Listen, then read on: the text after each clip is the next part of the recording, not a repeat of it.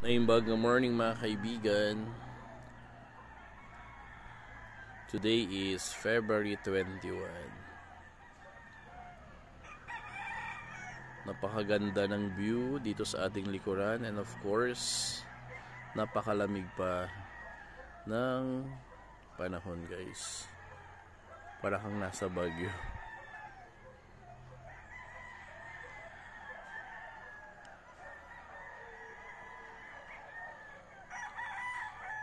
Have a good morning mga kaibigan, and of course, always be thankful to God for this another day.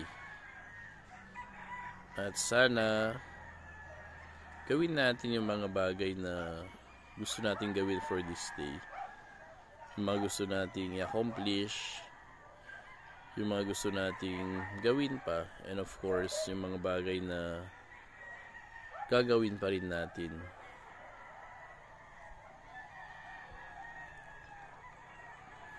God bless, and see you Del Pilar later on for the culmination for Parish Jubilee celebration. God bless.